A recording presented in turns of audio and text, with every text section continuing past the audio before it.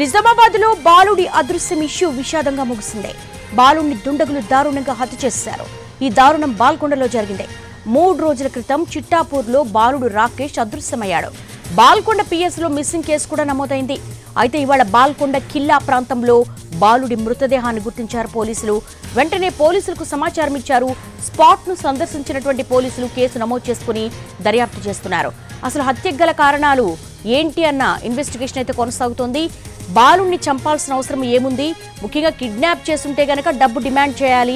అయితే అలా కాకుండా బాలుడిని మర్డర్ చేయాల్సినంత అవసరం ఏముంది? వ్యాపార లావాదేవీల్లో విభేదాలతో కక్షతో ఈ హత్య చేశారా అన్న కోణంలో కూడా పోలీసులు ఇన్వెస్టిగేషన్ కొనసాగుతోంది. నిజామాబాద్ జిల్లా బాల్కొండలో 12 ఏళ్ల బాలుడు దారుణ హత్యకు గురైనటువంటి బ్రేకింగ్ చూస్తున్నాం.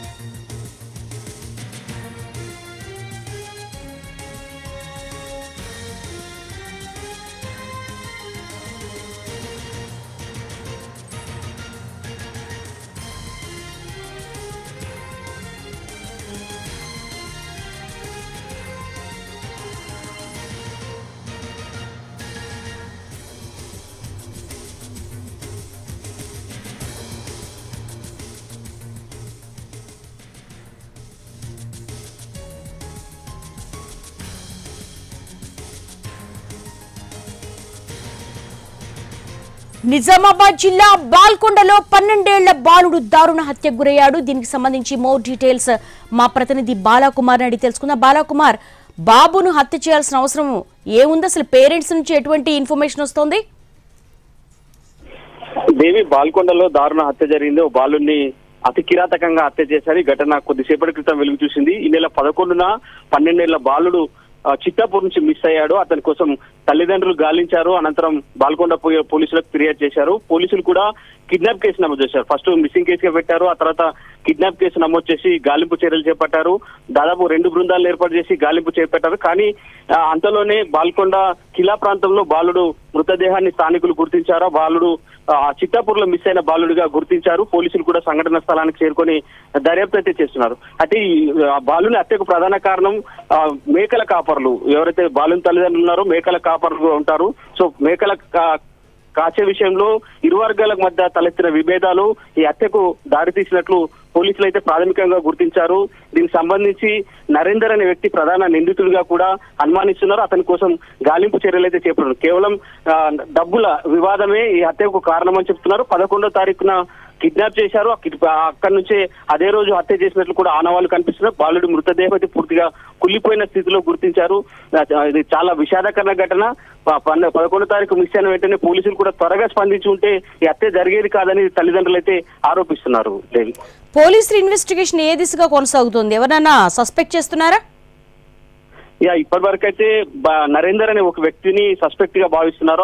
అతని కోసం గాలింపు చర్యలు చేపడుతున్నారు. ఈ నెల 11న నరేందర్ అనే వ్యక్తి ఈ బాలుని వాళ్ళ ఇంటి నుంచి తన వాహనంపై ఎత్తుకెళ్లినట్లు స్థానికులు గుర్తించారు. అదే విషయాన్ని బాలుని బంధువులు వాళ్ళ తల్లిదండ్రులు కూడా పోలీసులకు చెప్పారు. ప్రధాన నిందితుడు నరేందర్ బాలుని ఎత్తుకెళ్లాడని చెప్పి పోలీసులకు ప్రాథమికంగా సమాచారం ఇచ్చారు. అప్పటి నుంచే పోలీసులు తొందరగా రియాక్ట్ అయితే మాత్రం హత్య జరిగి ఉండేది కాదు. పోలీసులు కొద్దిగా జాప్యం చేశారు విచారణలో అనేది మాత్రం గ్రామస్తులు ఆరోపిస్తున్నారు. పోలీసులు ఇమీడియట్లీ స్పందించి ఉంటే ఖచ్చితంగా బాలుని కాపాడేవారనేది మాత్రం తల్లిదండ్రులు ఆరోపిస్తున్నారు. నరేందర్ అనే వ్యక్తి ఇందులో కీలకంగా ఉన్నాడు. తనకు డబ్బుల విషయంలో తల్లిదండ్రులకు ఇతనికి మధ్య వివాదం తలెత్తడం, అందుకోసమే బాలుని కిడ్నాప్ చేసి తాను కిడ్నాప్ చేసిన మీ బాలుడు నా దగ్గరే ఉన్నాడంటూ కూడా తల్లిదండ్రులకు ఫోన్ చేసి కూడా బెదిరించినట్లు వాళ్ళ బంధువులు చెప్తున్నారు. సో మొత్తం మీద అయితే పోలీసులు అంతగా రియాక్ట్ కాలేదనేది మాత్రం ప్రాథమికంగా తెలుస్తుంది. దీనిపైన పోలీస్ శాఖ కూడా సీరియస్ గా ఉంది. నరేందర్ పట్టుకునేందుకు 2 బృందాలను ఏర్పాటు చేశారు. ఇప్పటికే గాలింపు చర్యలు కూడా కొనసాగుతున్నాయి. All right Balakumar, thank you.